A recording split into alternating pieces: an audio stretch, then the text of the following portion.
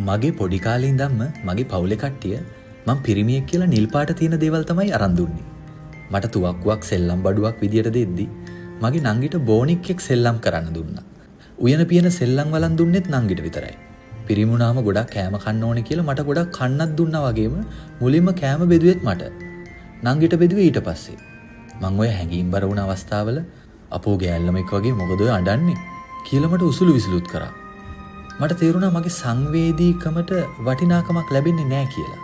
ඒ ඔක්කොම අත්දැකීම් හරහා දැනුණ දේ තමයි පිරිමිකම කියන්නේ රළු දෙයක් කියන එක. ඒ සමාජ අත්දැකීම් හරහා නිතරම ඉගෙන ගත්තේ පිරිමි කියන්නේ ගැහැණුන්ට වඩා වෙනස් පිරිසක් විදියට. ජීව විද්‍යාත්මකව වෙනස්කම් තියෙන එක ඇත්ත. නමුත් ඉතින් සමාජයේ මෙහෙම වෙනස් විදියට ගැහැණු පිරිමි හදන්නේ ඇයි කියන එක මම ප්‍රශ්න කළා. ගොඩක් වෙලාවට නාන එක, ආහාර ගන්න එක, ඇවිදීම, කතා කිරීම, ඒ වගේ සාමාන්‍ය ක්‍රියාකාරකම් වලදී පවා ගැහැණු ළමයෙකු, පිරිමි ළමයෙකු ඒ විදියට හැසිරෙන්න කියලා උපදෙස් දුන්නා. උදාහරණයක් විදියට පිරිමියෙක් නේද? ඉක්මනට ඔය වැඩේ කරන්නකො. කොල්ලෙක් නම් හොදලා හරි ගෙට ගන්න පුළුවන්. පිරිමි ගෙදර වැඩ එච්චර දැනගන්න ඕනේ නෑ. පිරිමි කොහොමත් අපිලිවලයි. මේ වගේ ප්‍රකාශ තමා මට අහන්න ලැබුණේ. පිරිමි කියන්නේ තමන්ගේ සෞඛ්‍ය ගැන එච්චර හිතන්නේ නැති, පිළිවෙල පිරිසිදුකම අඩු පිරිසක් විදියට තමයි මං හැදුන සමාජය කිව්වේ.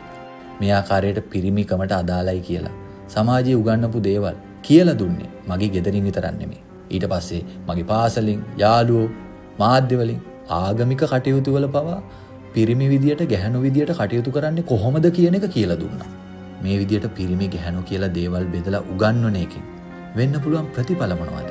පිරිමි ගැහැණු කියලා ભેදයක් නොකර Tamanගේ කුසලතා දියුණු කරගන්න එක කොච්චර වටිනවද? පොඩ්ඩක් අපි හිතලා බලමු නේද ඒ ගැන.